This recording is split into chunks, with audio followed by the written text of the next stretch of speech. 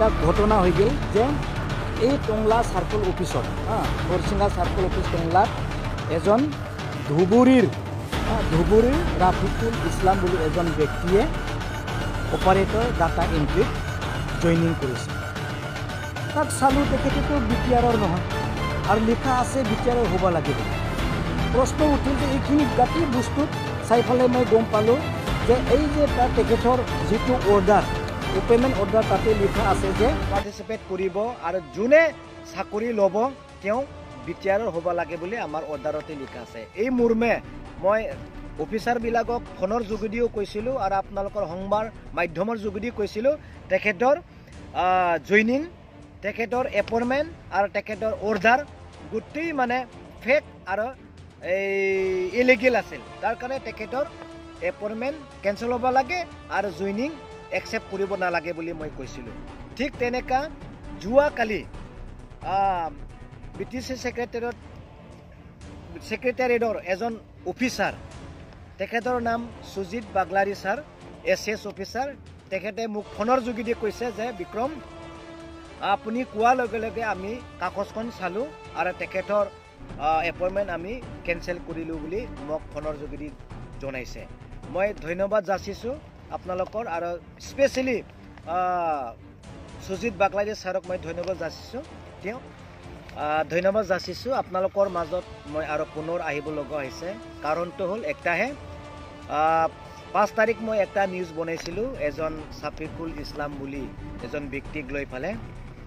তেখেতৰ যিটো joining letter হৰিচিঙ্গা circle টংলাত মই পাইছিলোঁ, তেওঁ বিটিআৰৰ বাসিন্দা নহয় কাৰণে মই একটা নিউজ বনাইছিলোঁ যে তেখেতে বিটিআৰৰ নহয়, তেখেতে কেনেকুৱা অপাৰেটৰ ছিষ্টেমৰ এজন কেণ্ডিডেট হ'ব পাৰে বুলি মই আপোনালোকৰ মাজত অৱগত কৰিছিলোঁ। কাৰণ আমাৰ অৰ্ডাৰত লিখা আছে যে he should B A permanent resident of BTR. যোনে ইণ্টাৰভিউ দিব, যোনে পাৰ্টিচিপেট কৰিব আৰু যোনে চাকৰি ল'ব তেওঁ বিটিআৰৰ হ'ব লাগে বুলি আমাৰ অৰ্ডাৰতে লিখা আছে। এই মৰ্মে মই অফিচাৰবিলাকক ফোনৰ যোগেদিও কৈছিলোঁ আৰু আপোনালোকৰ সংবাদ মাধ্যমৰ যোগেদি কৈছিলোঁ তেখেতৰ জইনিং, তেখেতৰ এপইণ্টমেণ্ট আৰু তেখেতৰ অৰ্ডাৰ গোটেই মানে ফেক আৰু ইলিগেল আছিল। তাৰ কাৰণে তেখেতৰ এপইণ্টমেণ্ট কেঞ্চেল হ'ব লাগে আৰু জইনিং একচেপ্ট কৰিব নালাগে বুলি মই কৈছিলোঁ। ঠিক তেনেকুৱা যোৱাকালি BTC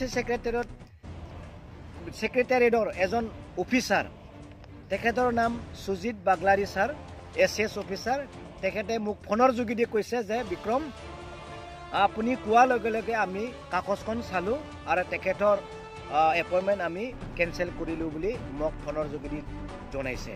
মই ধন্যবাদ যাচিছোঁ আপোনালোকৰ আৰু স্পেচিয়েলি সুজিত বাগলাৰী ছাৰক মই ধন্যবাদ যাচিছোঁ। তেওঁ কৈছে যে আগতে তেখেতে পখিৰা গ্ৰামৰ বুলি কৈ লৈছিলে, লাষ্টত যিটো আপুনি কাগজ পত্ৰ দি পেলাই আমাক দিলে, আমি চালিজাৰি চাই পেলাই তেখেতৰ এড্ৰেছটো পালোঁ সঁচাকৈ ধুবুৰী জিলা। তাৰ কাৰণে আমি তেখেতৰ এপইণ্টমেণ্টটো কেঞ্চেল কৰিছে বুলি কৈছে। তাৰ কাৰণে মই ছেক্ৰেটাৰী হিচাপে, নিজৰ ব্যক্তি হিচাপে সুজিত বাগলাৰী ছাৰক মই অতি ধন্যবাদ দিছোঁ। হয়, তেওঁ কৈছে যে বিটিআৰৰ বাসিন্দা হ'লে বা বিটিআৰৰ কেণ্ডিডেট হ'লে তেখেতৰ আমি কনচিডাৰ কৰিব পাৰিলে হয়, দিব পাৰিলে হয়, কিন্তু তেখেতৰ যিটো সঁচাকৈ ধুবুৰী জিলাৰহে ব্যক্তি তাৰ কাৰণে আমি কেঞ্চেল কৰিলোঁ বুলি তেখেতে কৈছে। ধন্যবাদ যাচিছোঁ মই সুজিত বাগলাৰী ছাৰক। আৰু আজি মই এটা কথা ক'বলৈ ওলাইছোঁ, BTC ছেক্ৰেটাৰী অফিচত যিমানখিনি কৰ্মবিলাক আছে, যিমানখিনি ACS IS অফিচাৰবিলাক আছে, সাৱধান হওক, সজাগ হওক।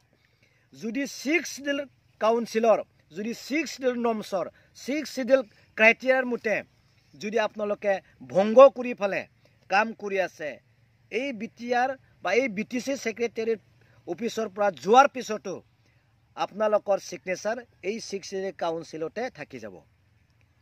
যদি 6 শিডিউলৰ নৰ্মছ মতে আপোনালোকে হেওগান কৰি পেলাই 6 শিডিউলক নচ্ছাত কৰি পেলাই যদি কাম কৰি আছে, ছিগনেচাৰ দি থৈছে, ৰিটায়াৰ্ড হোৱাৰ পিছতো আপোনালোকে এই BTCৰ এদিন হিচাপ দিব লাগিব। আজি মই আপোনালোকৰ মাজত ক'লোঁ, যিহেতু আমি আছোঁ 6 শিডিউলৰ নৰ্মছটো যদি আপোনালোকে ব্ৰেক কৰিবলৈ যদি কাম কৰি আছে, আপোনালোকে এদিন এই 6 শিডিউলৰ বিচাৰত আপোনালোকে আহিব লাগিব যেনেকৈ এতিয়া APSC কেলেংকাৰীৰ বহুত বছৰ পিছতো ভুগিব লগা হৈছে আৰু ভুগিব ঠিক তেনেকুৱা যেটো ইমান নতুন নতুন জানা ব্যক্তিবিলাক আমাৰ BTCত বা বিচাৰত ওলাইছে আপোনালোকে সাৱধান হওক কেয়াৰফুলি দিছো সজাগ হওক কোনো দিন যেন তেনেকুৱা ভুল আৰু কাম নকৰে হেতু মই আপোনালোকৰ মাজত কলো ধন্যবাদ যাচিছো সকলোলৈ কেয়াৰ হোৱাৰ কাৰণে মই আপোনালোকৰ কলো হামবায়दों बयखौबो सुजित बाग्लारि सारखौ आंनि गोसो गोरबोनिफ्राय हामबायहोदों नोंथाङा आंखौ बुंबाय बिक्रम नोंथां बुंनाय लोगो लोगोनो जोङो